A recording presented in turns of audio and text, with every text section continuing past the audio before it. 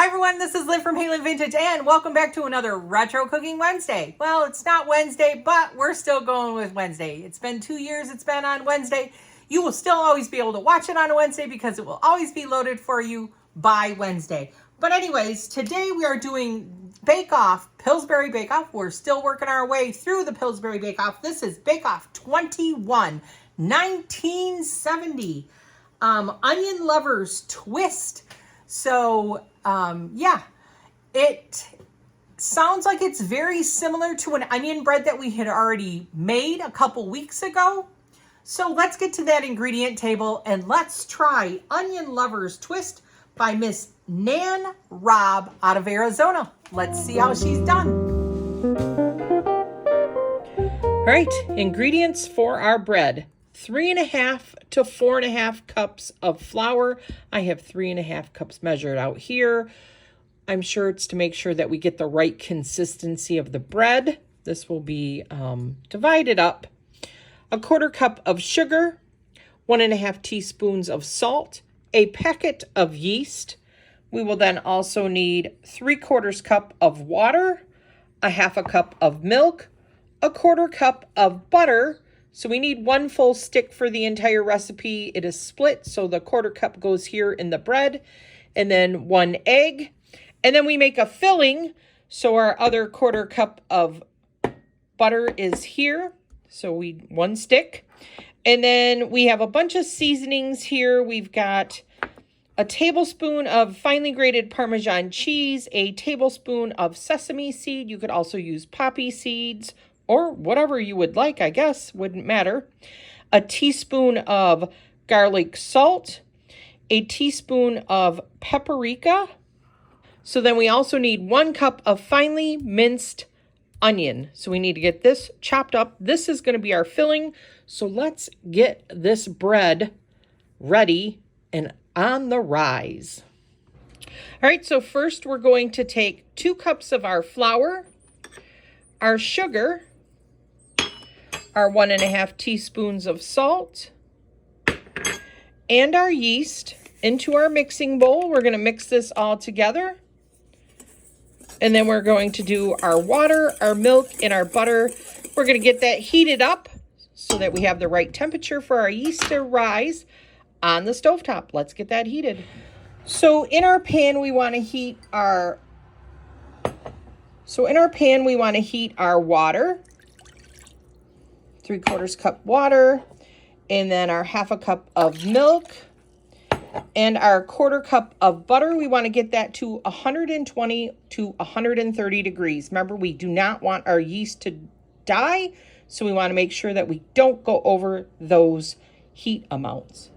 All right, we've got our mixture all heated. Let's check our temp, 120 to 130. There we go. We're right in that middle mark there. We're going to add this right to our flour mixture. We just want to get this moistened, so that's why I just have the paddle on it. We're just going to stir this till it's moistened. And then we are also going to add our egg. Get our egg in there, and then we want to beat this at medium speed for 3 minutes.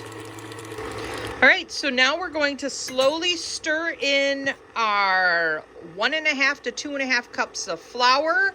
We just want this to form a soft dough. So we're just going to slowly add our rest of our flour. I have 1.5 cups done here. We may need the other cup. Just depends on how humid your temperature really is. All right, so we're gonna get this added in and we'll come back when we got our soft dough made. All right, so I've got my soft dough made. I did end up using the extra cup of flour, not quite the full cup, maybe about 3/4 of it. Because I just didn't want the dough to be real sticky. So now we're going to put some plastic wrap on this, a towel, let this rise for like 45 minutes to an hour until it's double in size.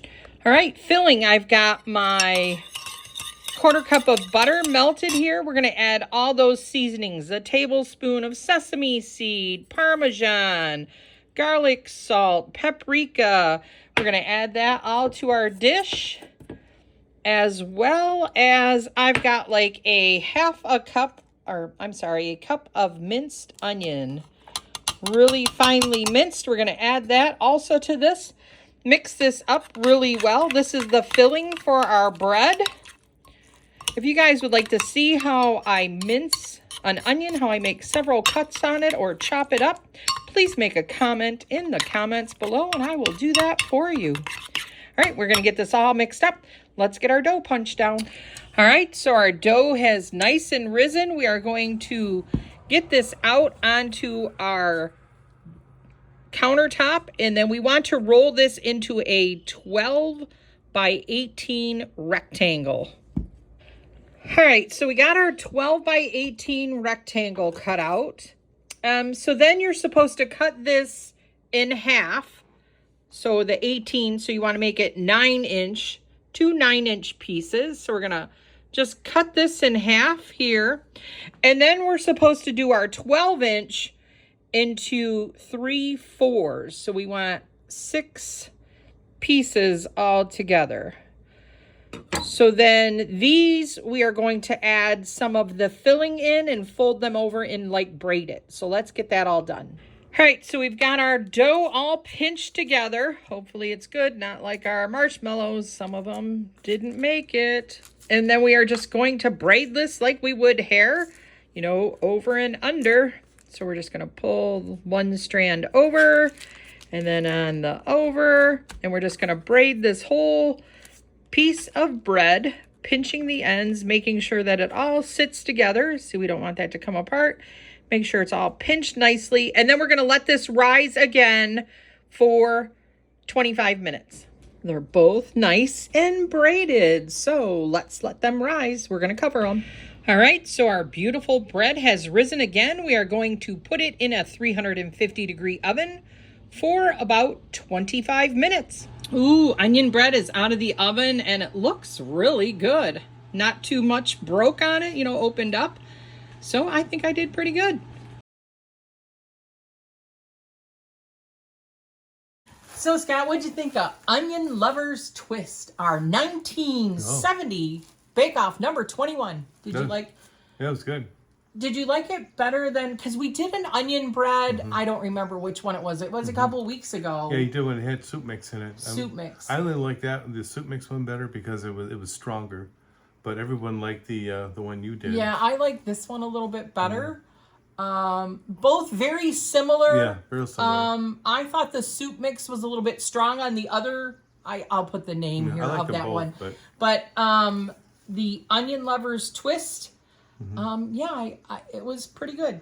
Yeah, we took it to a barbecue on Sunday and it was gone. People just devoured it. It was really good. So, with that being said, this is Lynn and Scott. Don't forget to always look for us, retro cooking recipes. I've been filming a lot of summer salads that I've been doing, especially like for camping and stuff like that. So you can always look for those too. But with that, stay retro, my friends. I'll see you soon. Bye.